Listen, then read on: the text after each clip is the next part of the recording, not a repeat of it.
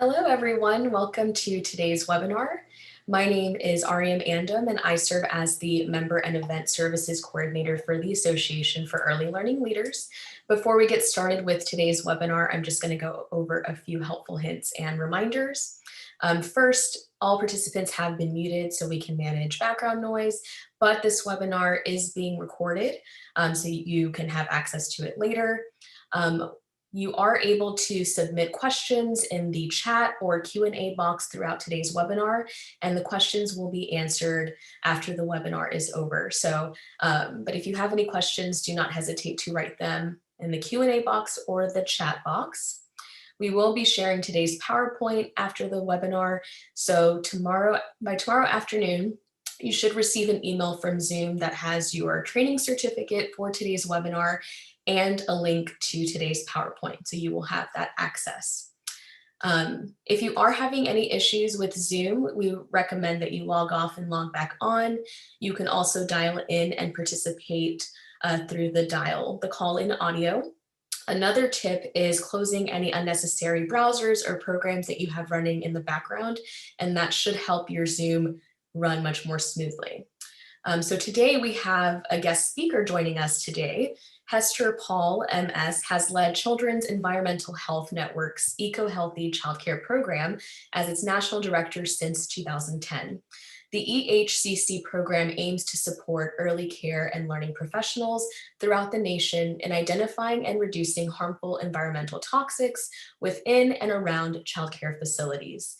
Ms. Paul and her colleagues work closely with the National Resource Center for Health and Safety in Childcare and Early Education, Childcare Aware of America, the National Association for Regulatory Administration, the Environmental Law Institute, and the National Association for the Education of Young Children, the Association for Early Learning Leaders, among others, to update national health and safety standards for early care and education, and offer comprehensive training, technical assistance, and resources to childcare professionals. But first, we'll be hearing from Erin Schmidt first. Erin Schmidt, MA, has been with the National Accreditation Commission since 2012, serving as the Director of Accreditation for the last 6 years. She has been in the early childhood education field since 1996, serving in multiple roles ranging from classroom teacher, coordinator, program director, and ECE instructor. Erin and the accreditation team are committed to ensuring quality standards for early care and education programs that are dedicated to providing a quality environment for the children, staff, families, and communities that they serve. So I am honored to introduce Erin Schmidt. Hello, everyone. Thank you for the intros, Ariam. I appreciate that. It's nice when I don't have to talk about myself because that's awkward. So thank you all for joining our collaborative webinar today. The National Accreditation Commission was very fortunate to have the opportunity to work with Hester and her wonderful team of experts at Children's Environmental Health Network and Ecohealthy Childcare to strengthen our environmental health and safety standards. We're very happy to have been able to bring awareness to environmental issues that had not previously been focused on in our accreditation system. We're very thankful for Hester and her team's commitment to ensuring that we brought environmental issues to you in a comprehensive way. Hester and her team worked very hard with us back and forth for actually a couple years to provide us with the proper terminology, definitions of new terms, and additional resources for programs. And then, of course, with any update to our standards, we received multiple questions about the why behind the standards. Why is this standard here? Why do we have to do this? How does this impact children and families? So two of the areas that we've received the most questions about are lead and air quality. So since I am not an expert in the field, and I personally have learned so much from Hester through our work together. I'm very happy that she's here with us to share her knowledge because she is the expert in this field. So she'll be sharing with us the information that we all need to learn about these two particular issues. She's really extremely knowledgeable about all of the environmental health and safety standards that we have. So I'm really hoping that perhaps this becomes something that we can do in the future. Since today we are only focusing primarily on lead and air quality. And I noticed a lot of familiar names on the webinar.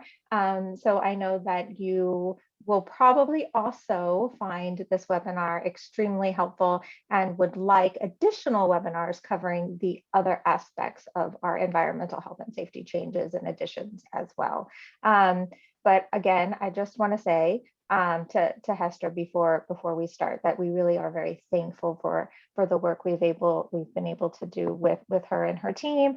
And I'm just thrilled that she's here with us to provide you with the information that you guys have been asking for. So I hope you enjoy listening to this presentation as much as I will. I'm done, Miss Ariam. Great. Thank you. Can you guys hear me okay? This is Hester. Great. Yes, Hester. All right. Thank you, Ariam and Arian. I'm really thrilled to be here. We're going to get right in on it because we have a lot to cover in the next hour. So our plan for today is to first provide just an overall introduction to children's environmental health. What does it really mean? Then we're going to go specifically into outdoor and indoor air pollution and lead. Like Erin said, we've had a lot of questions around those two content areas. If this is a webinar that is found useful, we're happy to come back and do other presentations about other environmental health considerations. And there'll be a few poll questions for you near the end of the webinar where you can indicate whether you're more interested in learning about cleaning and disinfecting products or art supplies, for example, or maybe safer plastics. I'll also hone in on what providers can specifically do. So we don't want to just show you what's concerning about environments, but we always want to offer you affordable and realistic alternative solutions or best practices that you can implement easily. And then later on in the webinar, Erin's going to go through and kind of highlight some specific new standards, accreditation standards that pertain to the environmental health topic areas that we're talking about today. Next slide. So Children's Environmental Health Network is the parent organization by which Ecohealthy Childcare falls under. So I'm the national director for our Ecohealthy Childcare program, but that's all within the auspice of Children's Environmental Health Network. This is a national nonprofit organization based in Washington, D.C. that has been around over 25 years. Our mission is to protect the developing child from environmental hazards and promote a healthy environment. So the program that my colleagues and I work on is specific to environmental health in childcare, which is why it's been a nice partnership with the Association for Early Learning Leaders. So we specifically are looking at the intersection of health and environmental hazards. And when I say environmental hazards, kind of sky's the limit. It means kind of anything outside of your body that might impact your health and well-being or the children that you're caring for. So we want to think about things like pesticides or toxic chemicals in consumer products that might be plastics or art supplies or what you're cleaning, sanitizing, or disinfecting with. We want to, within our organization, be promoting research that looks at preventing exposures, right? So we don't want to be reactive to things. Instead, we'd like to be preventative and make sure that we kind of make good decisions on the front end before we use chemicals that maybe aren't necessary around the children that we're caring for.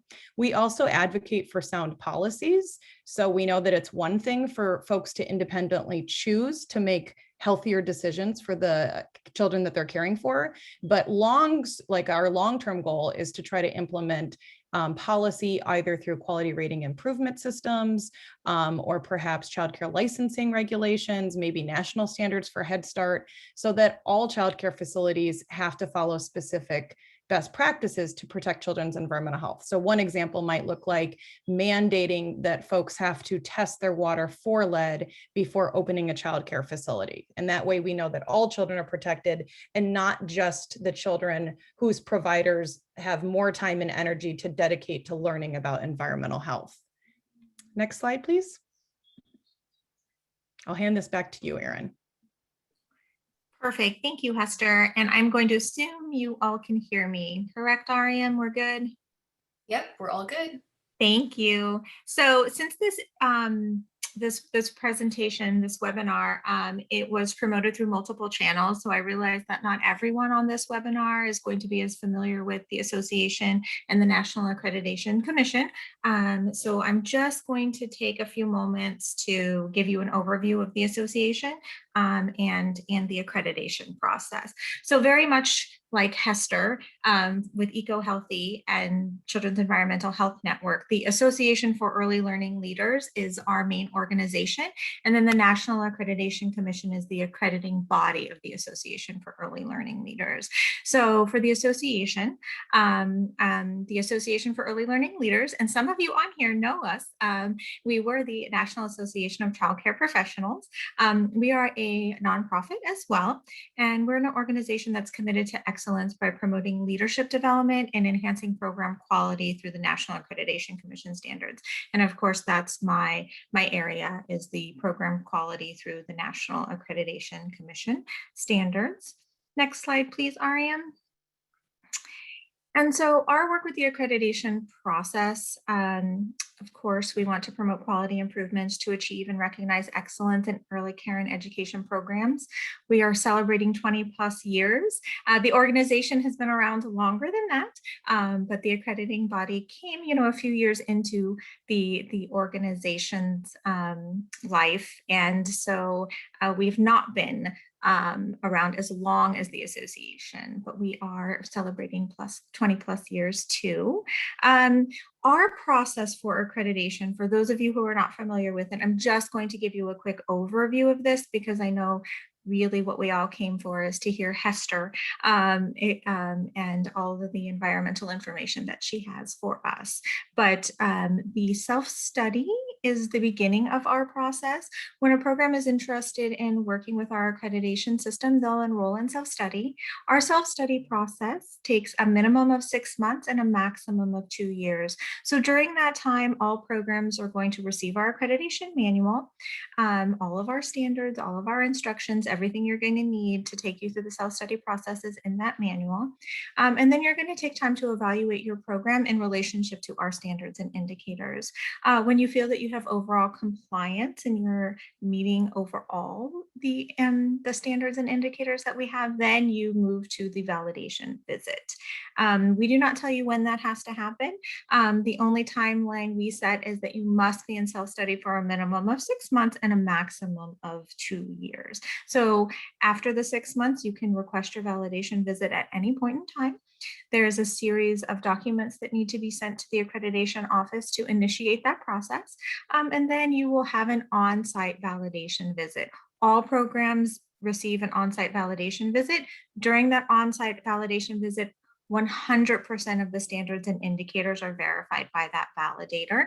And then at the end of that visit, you have an exit interview with that validator where they go over each and every standard where they were not able to verify or validate that the program is meeting that standard. And you have an opportunity as the director or administrator to provide the commission with an explanation of what your program is doing instead or why you are not able to meet that standard at that particular time. That information goes off to our commission and then they make the decision.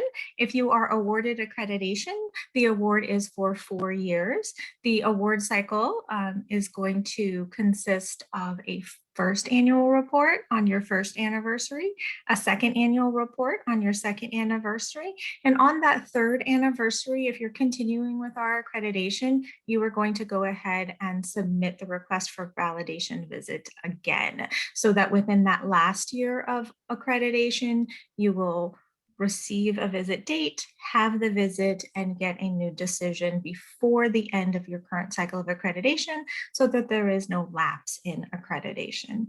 At the office, we are there to give you support. We do not have specific consultants that we refer programs to, and you will not have a specific person at the commission to help you through the process, but we have specific people per each step to help you. So once you enter that step, you are given that person's information so that they can provide direct support to you, either via phone call or email, whatever your preference is. And those people are also there to give you resources. If it's a question about, I'm not sure I'm understanding what the standard is asking for, or I'm doing this, does that meet the standard? Or I'm really confused about this documentation portion. What do I need to put in the box? We're here for you to answer all of those questions and be the resource for you to ensure that you feel comfortable and ready for your validation visit. All of us at the office do feel that it is primarily our goal to support you in any way that we can through this process. And I know that when the validators are there, they also want to support you through your accreditation journey. They can be a resource as well on the day of the visit if you have questions. So that's kind of our process in a nutshell. I don't want to talk too much about it because, like I said, really the environmental health information is what we came for. So if you do have any questions about it, like RIM said, please just go ahead and put them in the chat and they will be addressed later. Thank you so much. Back to you, Ms. Hester. Thanks. Can you guys hear me okay? Yes. All right, next slide, please. Great. All right, so let's just start kind of to make sure we're all on the same page. So what is children's environmental health? We alluded to this earlier, but environmental health really means anything outside of oneself. So what is the food that we're consuming? What are the particles in the air that we're breathing in? What is the plastic that a toddler might be mouthing or chewing? What's the furniture and the carpets that we're spending time around? What is the outdoor play equipment? So really anything external to yourself, and how does that impact your health? And what we're specifically looking at is all of these products, are they potentially containing chemicals or heavy metals such as lead or mercury that might be problematic for the growth and well-being of a young child? So we have seen in research and continue to see that evidence is growing between the link of adverse health effects, so negative health effects, and exposure to harmful chemicals where we are spending our time. So in schools, in homes, in childcare facilities, in churches and libraries, et cetera. So we want to be cognizant about where we're spending our time and what products we're using around young children. Next slide.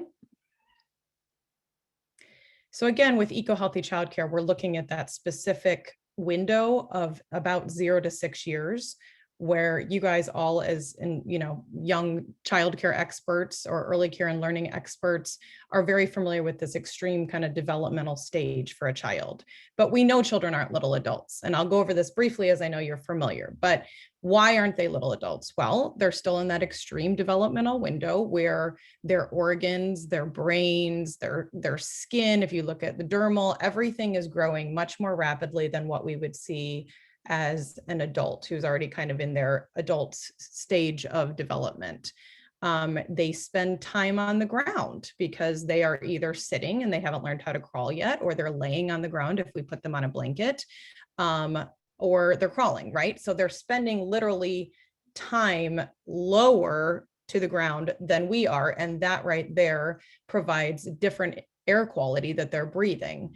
And so also they're very dependent on where we put them. So we're making decisions for them. So again, we want to be thoughtful not only about the products that we're using around children, but also where are we putting them to spend time? Are they sitting on dirt that's been tested for lead? Are they sitting on grass that potentially has been recently sprayed with pesticides? So we as adults are making decisions for these young children. They have a lot of hand to mouth behavior, which is very developmentally appropriate. It's how they're discovering things. We know that that's not typical behavior for an adult, right? But it is typical for a child to pick something up and mouth it. Well, that right there is fine as far as curiosity and developmental exposures, but it's not okay if they're putting something in their mouth that potentially has high levels of, again, some kind of heavy metal or chemical within the product. Last thing is, we know proportionally kids eat more and drink more than adult if you look at like pound for pound body ratio. So they are, any typical child is hungry every 2 hours. Adults may want to eat that frequently, but we don't really need to physiologically.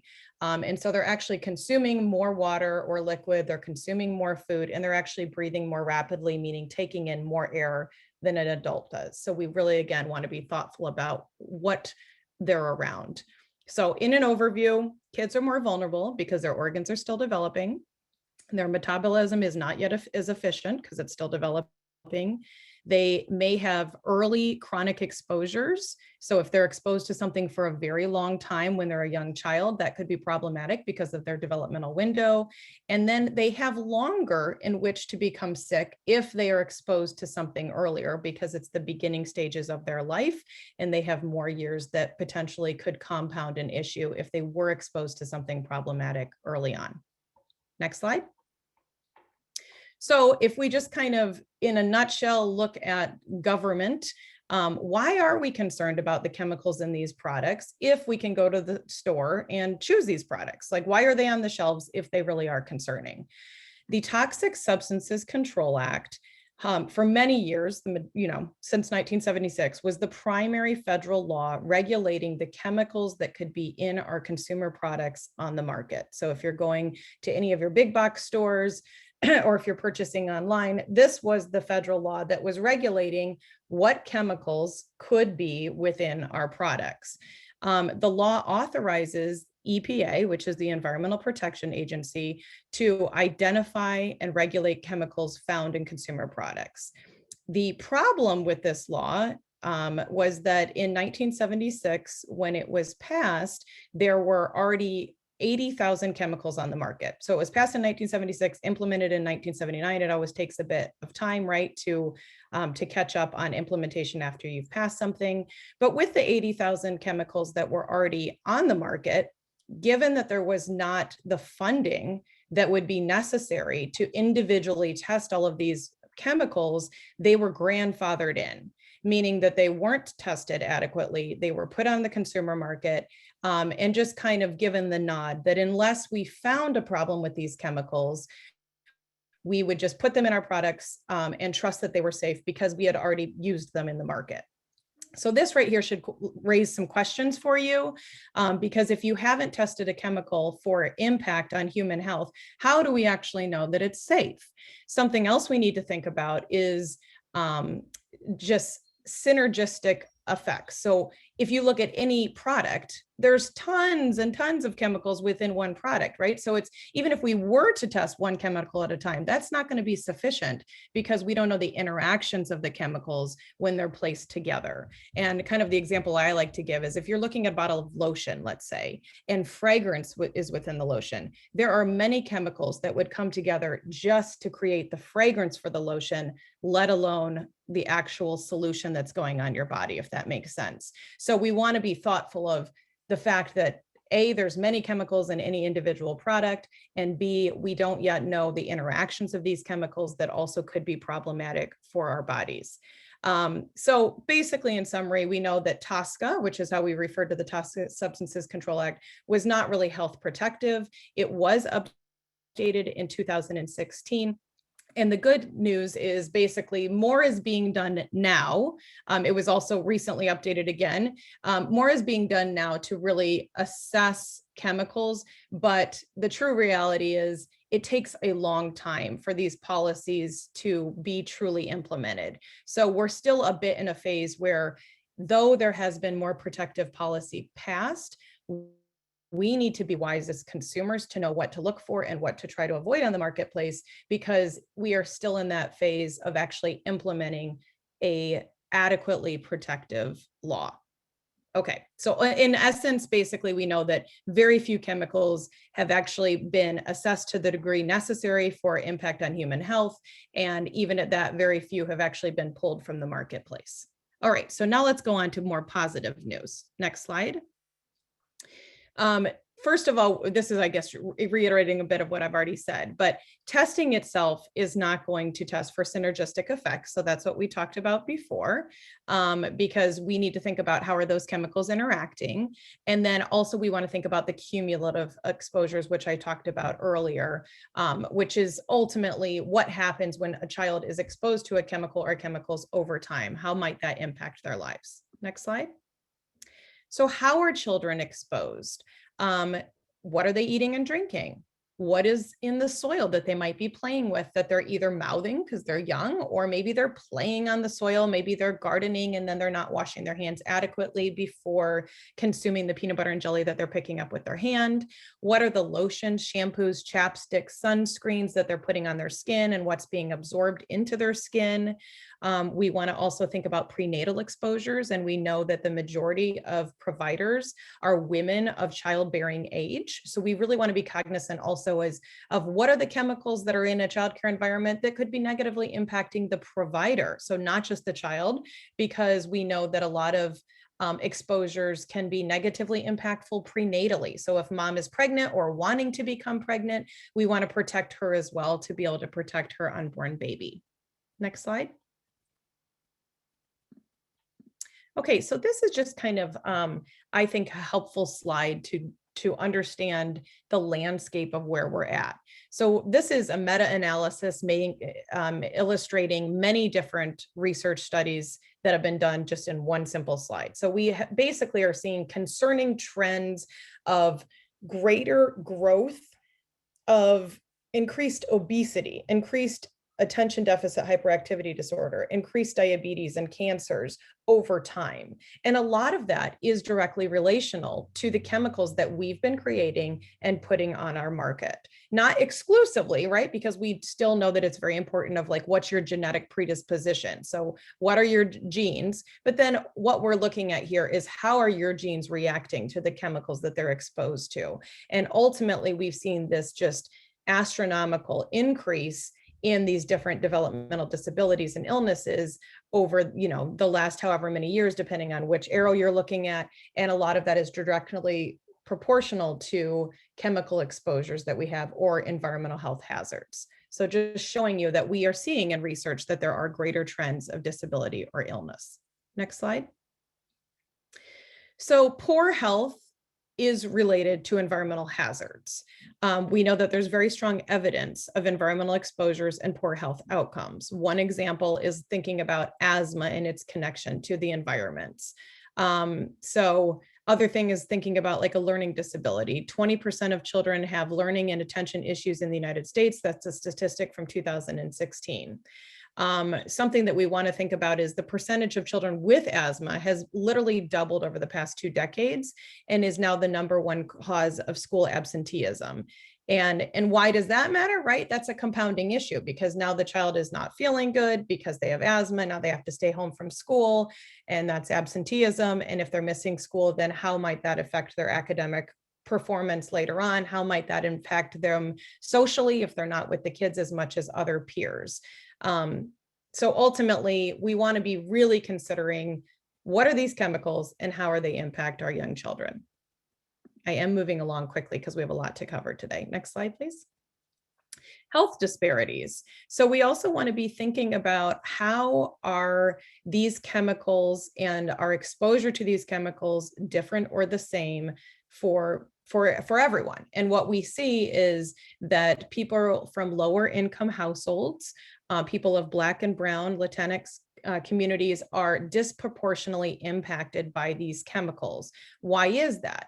Well, it's a number of factors, but one example might be that they are actually living near problematic industry. So let's just say if you're living in a facility, or excuse me, if you're attending a facility or living in a home, maybe that you're going for family child care and it's very close to some kind of polluting industry, that's a problem for your health, because now you have more struggles because you are breathing in, you're inhaling the pollution from that factory, and that right there is putting you at a disadvantage because your body is combating more and more environmental health hazard than a child who's not living near a problematic facility. That's just one example. But ultimately, we know that Black and Brown communities are more likely to live near polluting facilities, hazardous waste sites, and in substandard housing. And so these environmental health considerations are important for all, but we know that these chemical exposures are disproportionately impacting communities that are in need. And so we really want to be thinking about how do we best serve all children, paying closest attention to those that are the most vulnerable. Next slide.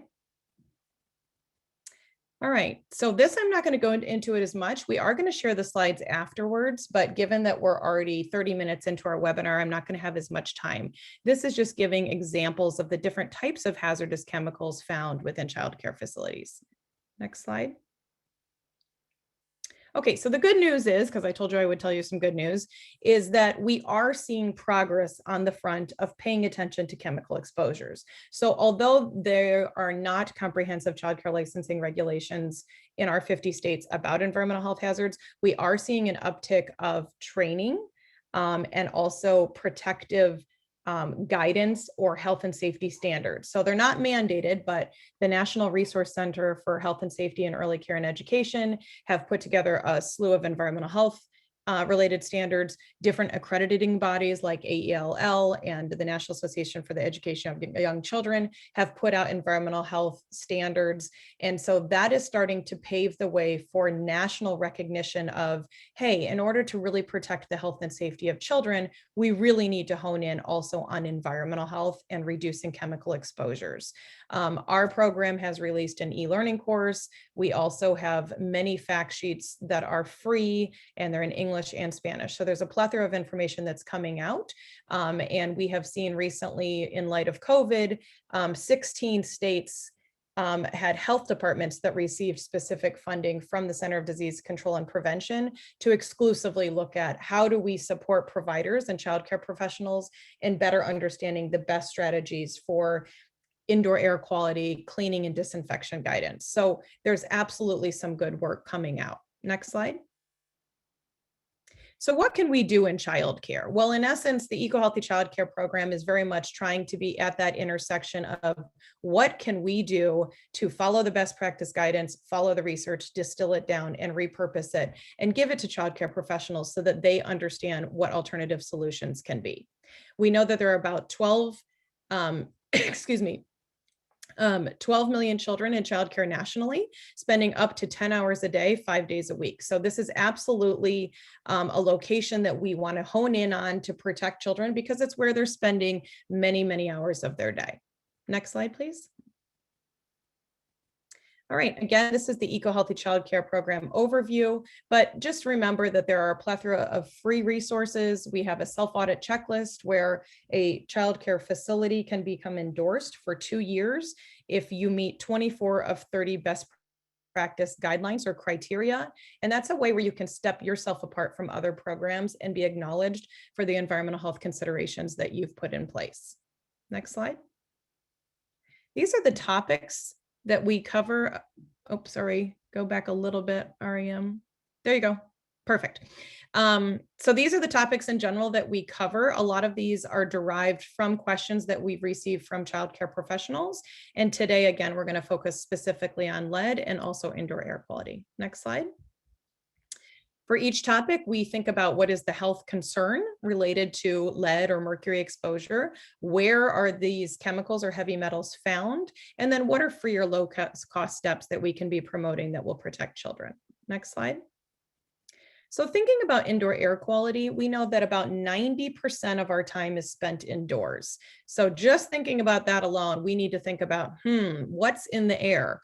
And if you think about it, anything that you've ever sprayed, so if it's a hairspray, if it's a PAM spray that you're cooking with, if it is a candle that you are burning that has fragrance in it, if you are applying, let's see, some perfume, anything that's sprayed, anything you're cleaning with is ultimately staying around for a while in our indoor air, especially if we are not opening windows and having natural ventilation. Next slide. So besides everything that we're naturally or that we are spraying, products that we've purchased, we want to think about mold and mildew, so moisture and how that can impact our indoor air quality. The smells and fragrances, I've already gone over some examples. Off-gassing is relational. A good example would be maybe pressed wood furniture, where we see off-gassing or the release or the smell of chemical from that pressed wood, like particle board, for up to 5 years. So if you're bringing in some furniture and it has pressed wood in it, often, especially older pressed wood, it will have formaldehyde in it. Formaldehyde is cancer causing. And so over 5 years of the first early stages of that product, you actually have these tiny particles coming out of the product or the furniture. This is just one example. And that's called off-gassing. And that also can negatively impact the indoor air quality. Next slide. So these, again, I'm going to burn through a little bit so we have time to get through everything, but these are specifically looking at mold and moisture. This really matters because once mold sets in, it's very difficult to remove. So as we started earlier in the webinar, we want to be preventive and really thoughtful of making sure that these don't start even in the beginning anyway, because once they sit in, it's difficult to move. And we know that there's a lot of research showing a direct relationship between exposure to mold and mildew and the triggering of asthma or different kinds of irritation for eyes, skin, and nose. Next slide. These are some examples that I'm going to run through again, but you're going to have the slides later of what we can do for mold and mildew. So REM, I'm going to have us skip through this slide. No smoking, you guys know that, but it's going to tell you some reasons why. There's some health effects there.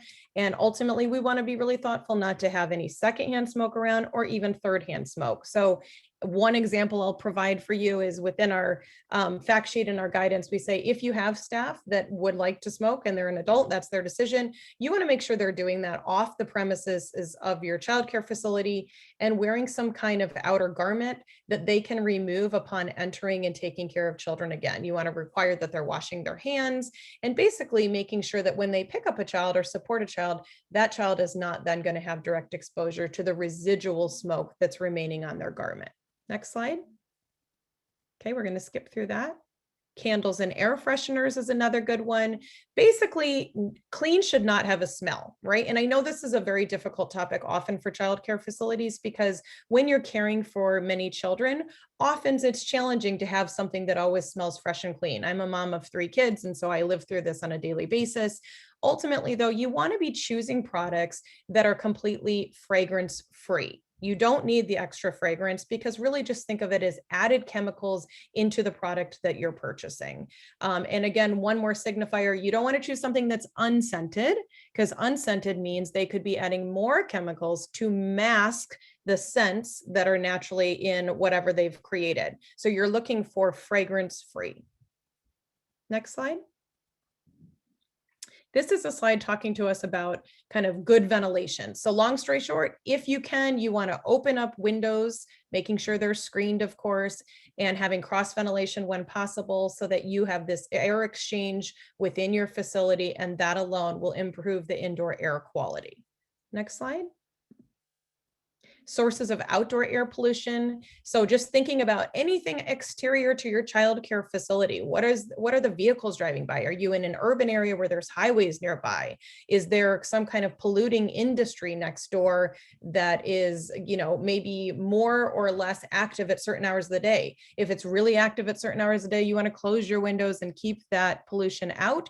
If the industry maybe is not as active during certain times of the day, maybe that's when you're opening your windows. So just being really thoughtful about what chemical exposures or what pollutants might be coming in through your windows. Same thing for wildfires. Now, absolutely, we understand in certain areas of the country, you can't open your windows. Maybe it's too hot, maybe it's too cold. And that's when you're looking at other things like making sure that you are replacing filters regularly, having an expert coming in and looking at your HVAC system, or potentially thinking about a portable air cleaner. Next slide.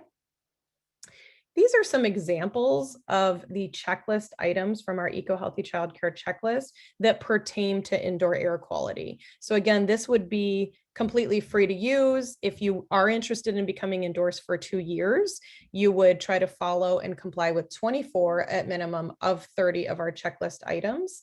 And you get to choose which ones you're complying with. Only 3 of them are actually required. It is $25 for facilities caring for less than 20 children and $50 for facilities caring for more than 20 children, and that's for a span total of 2 years. So it's very nominal, and we help basically promote the work that you're doing, and you're also welcome to use our logo if you're interested in kind of digging in a little bit deeper on environmental health. And the beautiful thing about this webinar is we're showing you that AELL has released their new environmental health standards. So if you're already accredited, you're likely already complying with many of the checklist items that we have on our checklist. Next slide. All right, so looking at lead here, we know that lead is a heavy metal, right? And it can be found in all parts of our environment. So in the air, the soil, our water, even inside our childcare facilities and homes, if we think about consumer products. But much of our exposure actually comes from human activities. So including the use of fossil fuels, the past use of leaded gasoline, right? If you think about gas and how it says leaded and unleaded, some types of industrial facilities, the past use of lead-based paint that's still commonly found on the exterior and interior of many of our homes and buildings. But ultimately, lead has been used in a wide variety of products found in and around our homes and childcare facilities. And we want to be really thoughtful about where is lead, how can we identify it, and how can we prevent exposure? All right, next slide. So what are the dangers of lead? Babies and young children actually absorb more lead. And why that matters is because they're such at this young, vulnerable developmental state. And so lead is particularly dangerous to children because their growing bodies absorb more lead than adults do, and their brains and nervous systems are more sensitive to the damaging effects of lead. It doesn't take much lead dust to create harm. So an illustration that we give that's helpful is imagine a standard sugar packet that you'd get at a restaurant. That you might use to like sweeten a cup of tea. Now imagine that that sugar is filled with instead lead contaminated dust. This is about the equivalent of about 1 gram of dust. Now imagine that that 1 gram of dust is spread evenly over about half of the area of a professional football field. That's still enough for the EPA or the Environmental Protection Agency to consider it a contaminated surface. So that means that the amount of lead contaminated dust that it takes to harm a child is invisible to the naked eye. And that's why it's very important to be testing like your windowsills to see what the dust has in it, or to be testing your paint to figure out whether or not there is lead-based paint. So ultimately, no amount of lead exposure is safe for a child. Even the smallest amount is problematic and harmful. So we want to be very protective. Next slide. So how are they exposed to lead? A lot of this relates to our earlier slides, but exposure happens when babies and young children put their hands in their mouths right after they've touched something that maybe is contaminated with lead or maybe contains lead. If they're drinking formula with water that has lead in it, that's an exposure route.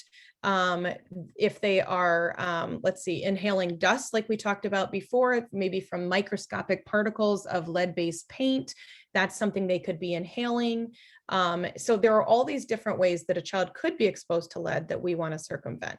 Next slide. So what can we do? One of the first things to do is actually have a blood lead test. So what you're doing is you're actually having the child's blood tested to find out whether or not there is lead exposure, and if so, how much. And this is something that you would just chat with your parents about. And you know, in many states, I believe in most states it's completely free, and pediatricians are offering it now. The one caveat I would say is you have to know to ask for it. I know in the state of Oregon where I am, it was free, but I needed to ask for that test to be done from my pediatrician. But ultimately, that's the best first step so that you know kind of what your baseline is and whether or not your child or children have been exposed to lead. And this is something where you could contact your local healthcare provider or your local health department to learn more about. There are also many kind of lead supportive service programs. So there are probably some in your state that we could help you find if you were interested. Next slide. So this is going through in depth a little bit more of what we talked about previously, but what to do. So you want to maintain your paint, you want to clean floors and window frames regularly in your play areas, you want to wash your toys, bottles and pacifiers with soap and water weekly. You want to really be thinking about keeping things clean. Even if they look clean, we know that you could have tiny particles of dust or whatnot or dirt on these products. And if they're being mouthed by children, then that is a problem. Okay, so we just want to make sure, not getting crazy at this. I don't live in a cardboard box. We want to be realistic with what we're talking about, but you want to be thoughtful of, okay, if I haven't tested my paint example for lead, then I need to do that, so I know whether or not that's problematic. Same thing with your water, and same thing with your outside soil. Easy things that you can do that are inexpensive is to lay out a rough mat at each door entrance so that people are wiping their shoes before coming in. Even more preferable than that is to go shoe-free inside. And what we say absolutely is infant and toddler rooms should be shoe-free. They could just wear their socks, they could put on slippers, and this alone would greatly reduce not only potential lead exposure through soil, but also just unnecessary dirt and kind of grime exposure. So, and that's completely free, right? Just taking off your shoes and making that a policy. Next slide. Okay, so if your childcare facility or home was built before 1978, you want to inspect it for chipping or peeling paint or paint dust. And so the best thing to do there is to hire a certified lead risk inspector, because they know what they're doing. And if something is found, then you do have to abide by mandated law for Renovate Right. It's called the Renovate Right program. That by law, federally, you have to adhere to if you are finding that your facility or your home has lead-based paint, for example, and you want to remove it, you'd have to hire a certified contractor to come in and do that. Because, if you think about it, if you are disturbing that paint, then right there, you're creating more exposure, not just for the people in your home, but even the people that are doing the work. So it's definitely something that should be taken very seriously. A lead-based paint inspection has an average cost of about $300. And again, it'll tell you whether or not your home or facility has lead-based paint. If it does, they'll tell you where the paint is located. And then they'll kind of support you through the process of going through there. Next slide. So a remediation plan, it kind of feels like, oh gosh, what do we do if we find that there is a problem? Well, you want to remind yourself that not knowing is worse. So it's better to know what's going on and figure out where you're at and what precautions you could take. So these are different types or examples of remediation plans. But ultimately, we would encourage you to contact your state or local childhood lead poisoning prevention program, like discussed before. If you don't know who they are, just contacting your local or state health department, and they'll easily point you to the entity that you need. On one of our later slides, we're going to show that we've created an entire lead toolkit that has policies that you can just take and drop into your handbook. And then we have corresponding worksheets for the 4 different exposure pathways of lead. So thinking about consumer products, thinking about lead in soil, lead in paint, and lead in water. And so all of this kind of work has been done for you, and we give you step-by-step guidance. It's also available in English and Spanish. So we'll provide a link in the coming slides. Next slide. So this is information about what I referred to earlier, the federal law requiring contractors to actually be official certified people to come in and do renovation if lead is to be found. So these are kind of legal requirements for safe lead practices during renovation activities. Next slide. So here, lead, what to do for water. There's so much, I can't possibly cover it in the next couple of minutes, but again, you're going to find all that information in the corresponding worksheet and policy of our lead toolkit. But ultimately, there are many different ways to combat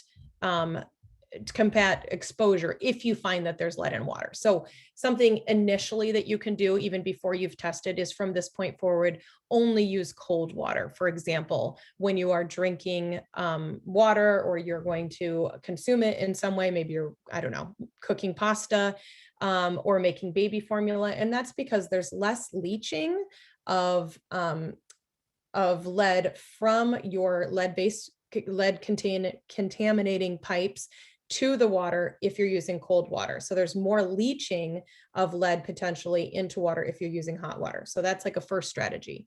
Another strategy is to be purchasing filters. So you'd want to be using a certified filter, and you're applying those to the different taps where you are pulling water for consumption. Other things you can do is actually have an assessment done of your lead service line. So seeing whether or not, where is your water coming from? Is it coming from a well? And so just doing some in-depth research of where is that water coming from? Are there any lead containing pipes that might be adding lead to your water? Is there solder? What are the types of faucets that you're using? And we know also that there's a new lead and copper rule that's just been passed. So there's a lot of great information and protective policies and practices coming out about lead and water. But as a first step, what I would do is point you to our lead toolkit so you can kind of go step by step and see what might be most realistic for you to start with. Next slide. So this is talking a little bit about what I just mentioned, finding out the source of your water. Is it public or private?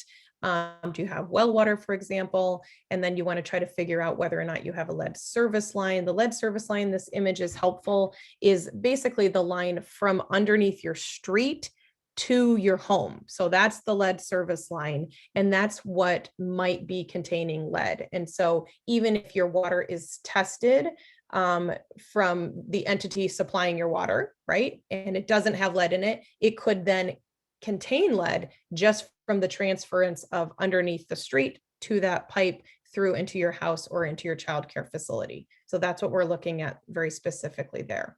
Next slide. Lead consumer products.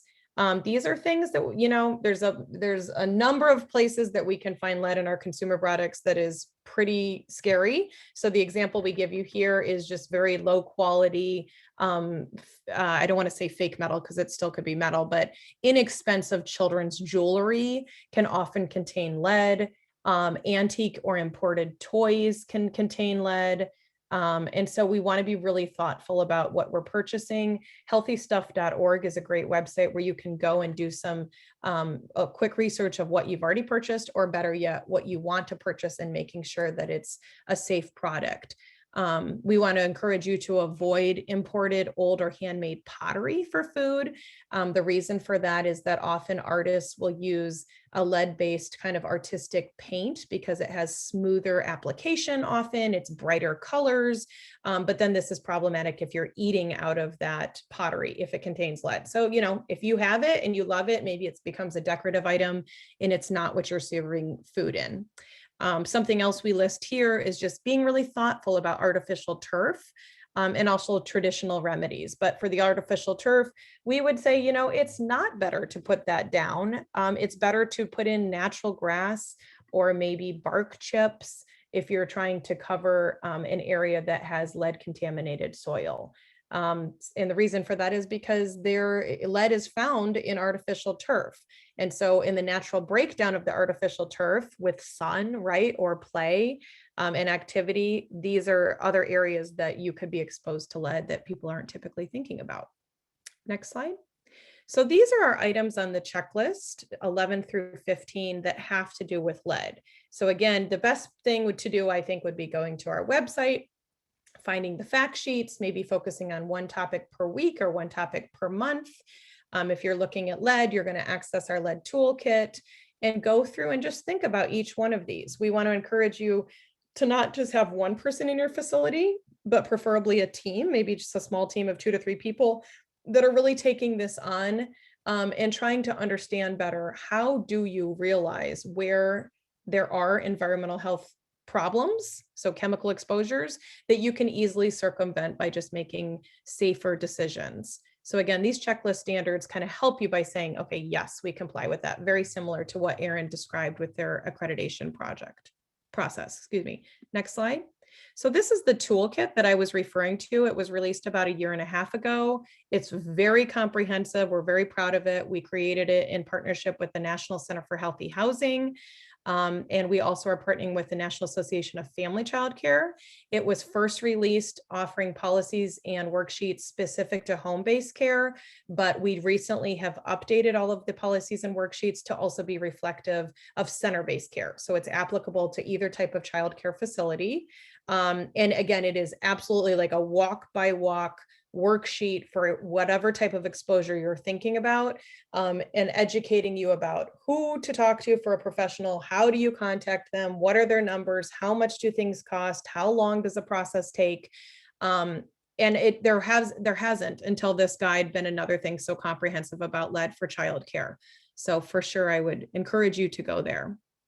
Next slide. Okay, Erin, I'm going to hand it over to you. Thanks, Hester.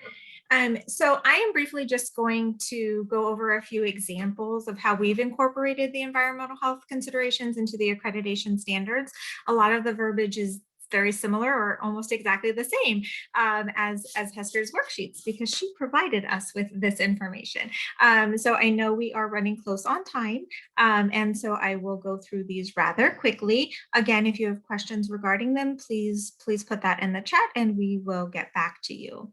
So first is D13, that's our standard. Steps are taken to ensure that indoor and outdoor air quality is monitored, so that it's monitored, right? So indoors, we're going to expect that conditions that lead to excess moisture are avoided to prevent the growth of mold and mildew. We're going to ask that adequate ventilation is maintained by using an HVAC system, fans, and or open screened windows. If you don't have an HVAC system, HVAC filters are changed or cleaned at least every 3 months or more often if indicated by the manufacturer's guidelines. Those are from some of the things that Hester also mentioned. Aerosols are not used. Smoking is not permitted anywhere on the facility's indoor or outdoor premises or in sight of children, including ours. Children are not present. For those of you unfamiliar with our standards, the D and the O and the ES, that those letters in brackets after the sentence are our methods of verification. So that's how the validator would verify. D is for documentation, O is for observation, ES is for employee survey. Next slide, please. So for outdoor quality, outdoor air quality is monitored by checking the air quality index. Outdoor activities are limited or avoided during unhealthy air quality index days. And this one is brand new, and we've gotten a lot of questions about this one. An anti-idling policy is in place, and opportunities are taken to educate employees and families about the importance of reducing children's exposure to vehicle exhaust. So that's a brand new one. And Hester mentioned it earlier. It was in her slide, that I think a lot of people don't understand or take into consideration the impact that vehicle exhaust will have on children and us even. So that's a brand new one. And so we are asking that programs implement that. Next slide, please. So D15 is the facility has been tested for harmful environmental health hazards. So in this particular standard, there are multiple health hazards listed. However, here we focus on lead. Every single indicator there, it was pretty much just exactly the same as Hester pointed out to us. Some of the things, though, that are a little different in relationship to specifics, we do ask, which might be on the next slide. Next slide, please, Ms. Ariam. Yes, so for meals and snacks, lead is here as well. So to avoid possible lead exposure, water outlets are used for cooking and drinking are run for a minimum of 30 seconds prior to using after periods of non-use of 6 or more hours. So we've gotten a lot of questions about this one in relationship to lead exposure, but it's very important. Hester pointed out to us, which we did not realize, is to allow the water to run through, because it as it's sitting in the pipe, if the pipe is lead-based for a while, leaching is more likely. So just go ahead and run all that water through so that the chance of lead being in the water is lessened. Also, in relationship to meals and snacks, to avoid possible lead exposure, like Hester said, please don't use old handmade pottery. We want to make sure that the pottery used or any plates and dishes that you use do not have lead in them, and that we use cold water for drinking as well. So very similar to what Hester has already told us. All right, Ms. Arian, thank you. Next slide, please. Okay, so before we go on, we would like to share a quick poll. So let me launch that. So the first question is, are you currently accredited by the National Accreditation Commission? So just answer yes or no. And the second question, would you be interested in participating in more webinars focused on other environmental health topics? If so, which topics are you most interested in? So you have the choice between identifying safer plastics, selecting safer cleaning and disinfecting products, and choosing safer art supplies.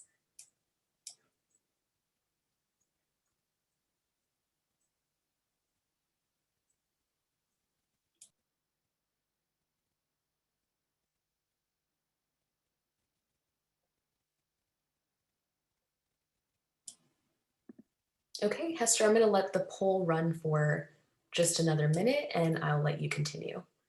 Okay, great. Thank you. So we just wanted to share, we have some specific COVID-19 childcare resources that have been developed in the last 6 to 9 months with funding from the Center of Disease Control and Prevention. These are topics that are somewhat pertaining to today. There's one specifically on healthy indoor air quality and ventilation. The other two are talking more specifically about general cleaning and disinfection best practices. They are easily downloadable with the link here, and they're available also in English and Spanish.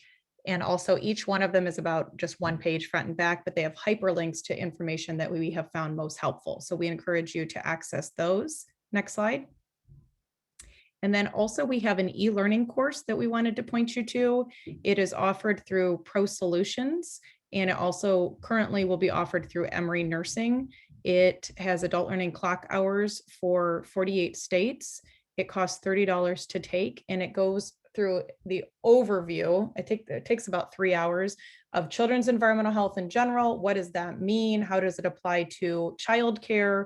And what are specific precautions or best practices that we want to be thinking about for kind of all of the different topics that we cover.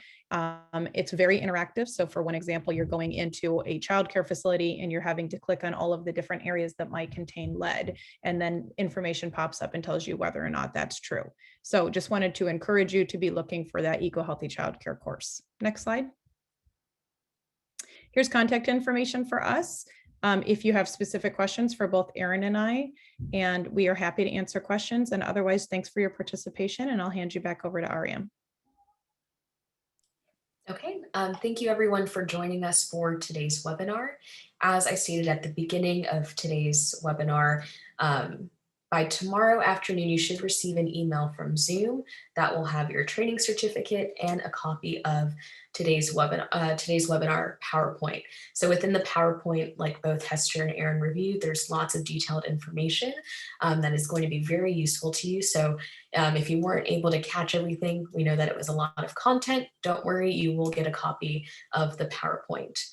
So if you have any questions that you'd like Erin or Hester to respond to, please put them in the chat. But other than that, we are done with today's webinar. So thank you so much, Hester and Erin, for joining us today. And thank you everyone for tuning in. If Hester or Erin, if you have any last comments or remarks, I'll let you guys chime in. I would just like to say thank you for attending, and then also thank you, Hester, for presenting. I really do appreciate it. And then, of course, Ariam for facilitating. I appreciate that as well. I hope everyone has a great rest of their day. Thanks, everyone. Thank you, everyone. Have a great day.